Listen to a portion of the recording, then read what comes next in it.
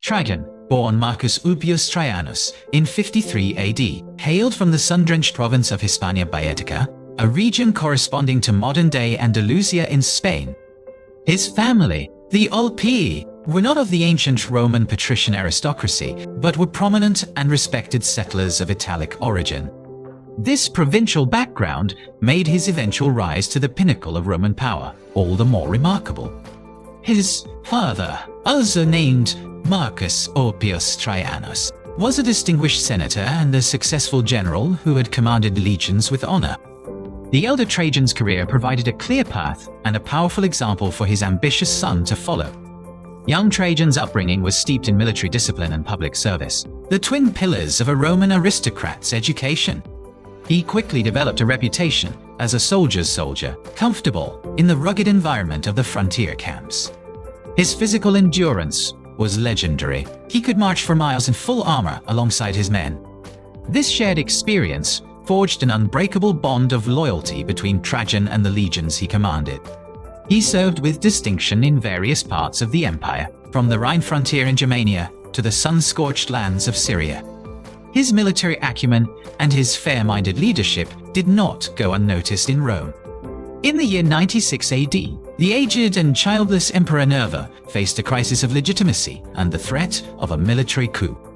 The powerful Praetorian Guard, the emperor's own bodyguards, were restless and demanded a strong, military-backed successor.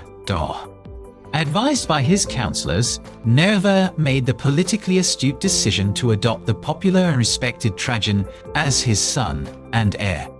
The adoption was a masterstroke, instantly quelling the unrest and securing the stability of the empire. Trajan learned of his new status while inspecting troops on the German frontier, a testament to his dedication to duty. He did not rush back to Rome to claim his power, but instead completed his tour of inspection, ensuring the frontier was secure.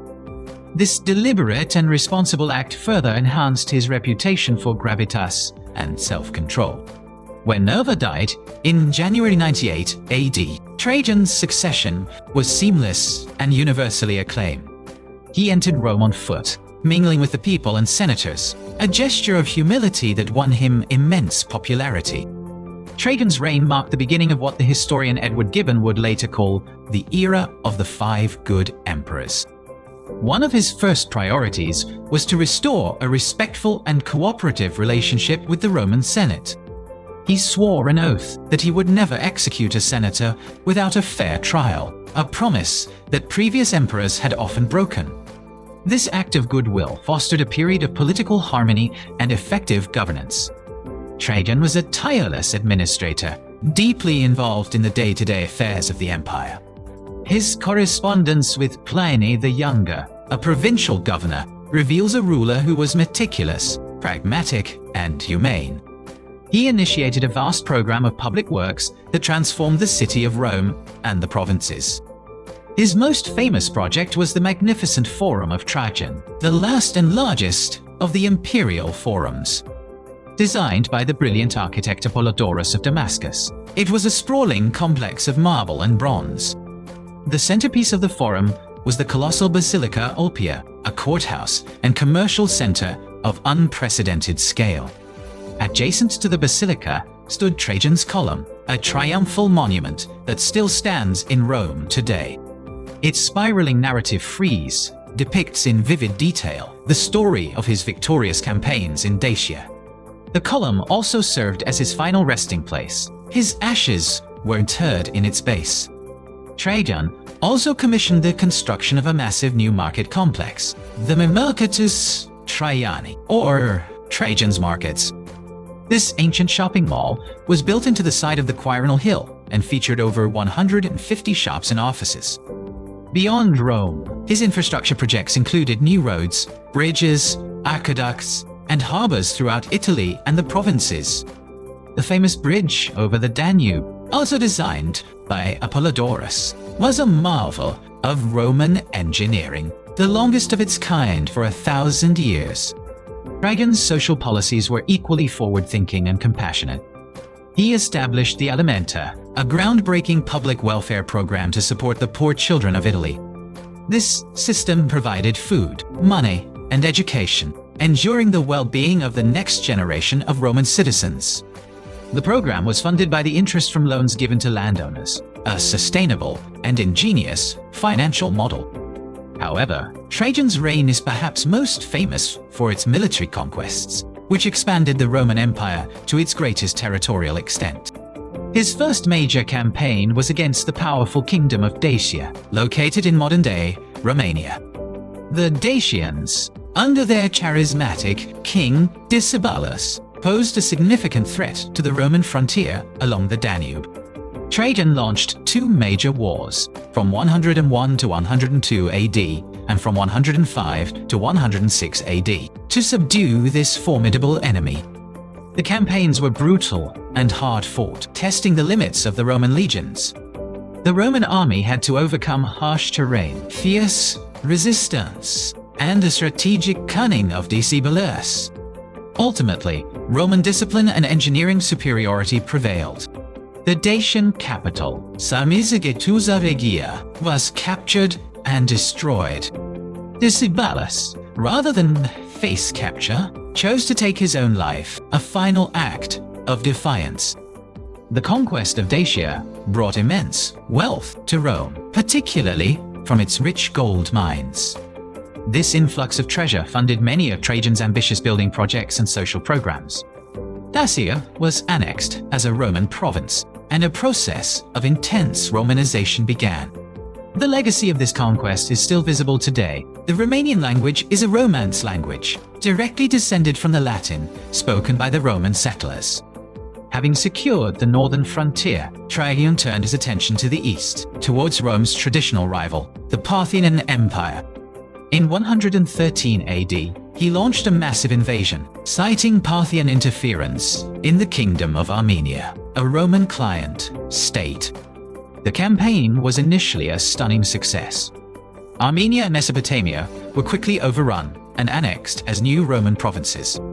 In 116 AD, Trajan captured the Parthian capital, Ctesiphon, a major symbolic and strategic victory. He sailed down the Tigris River to the Persian Gulf, becoming the first and only Roman emperor to do so. Legend says that he saw ships sailing for India and lamented that he was too old to follow in the footsteps of Alexander the Great. This moment represented the absolute zenith of Roman territorial expansion. However, the newly conquered eastern territories proved difficult to hold. Widespread revolts broke out in Mesopotamia, Judea, and other parts of the eastern Mediterranean while Trajan was on the frontier. The Parthians regrouped and launched counterattacks, threatening Roman supply lines. Trajan's health, which had been robust throughout his life, began to fail under the strain. He suffered a stroke and, realizing his time was short, decided to return to Rome. He never completed the journey, dying in the city of Selinus in Cilicia, modern-day Turkey, in August 117 AD. On his deathbed, he allegedly adopted his cousin and protege, Hadrian, as his successor, though the circumstances remain a subject of historical debate. Hadrian, a fellow Spaniard and a capable military man, would go on to consolidate the empire's borders, abandoning Trajan's most distant eastern conquests.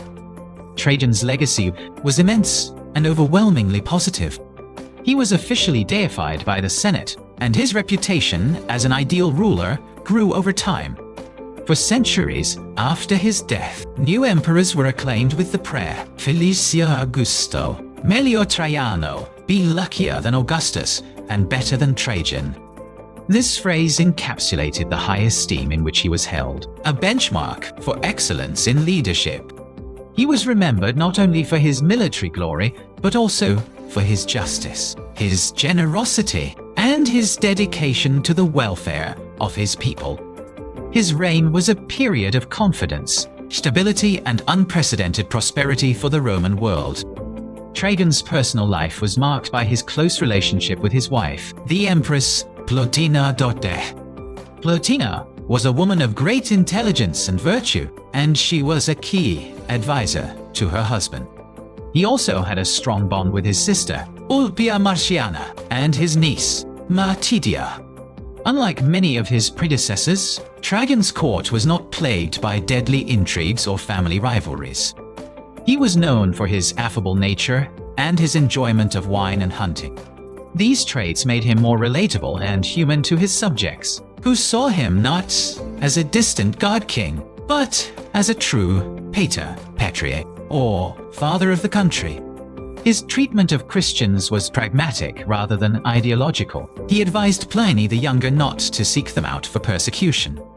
This policy, while not one of tolerance, set a precedent of legal procedure over mob justice. Trajan's architectural and engineering achievements left a lasting mark on the physical landscape of the empire. His forum and markets in Rome continue to be studied by architects and historians for their innovative design and urban planning. The sheer scale of his building program suggests an economy that was thriving and a government that was highly organized. The Roman Empire under Trajan was a globalized economy, with trade routes extending to India, China, and sub-Saharan Africa. His military victories not only brought glory, but also secured vital trade routes and natural resources. The conquest of Dacia, for example, secured the empire's gold supply for a generation. Trajan's leadership style was a blend of military authority and civilian modesty. He understood the importance of public image and carefully cultivated his reputation as a just and benevolent ruler. Coins minted during his reign often depicted themes of peace, prosperity, and imperial generosity. In summary, Trajan's reign represents a high watermark in Roman history, a period when the empire was at its largest, wealthiest, and most stable. He was a soldier emperor who understood the importance of both the sword and the olive branch. His conquests were impressive, but his commitment to good governance and the welfare of his citizens was his most enduring legacy. The story of Trajan is the story of the Roman Empire at the pinnacle of its power and prestige, an era of unparalleled success that would be remembered and idealized for all of subsequent Western history.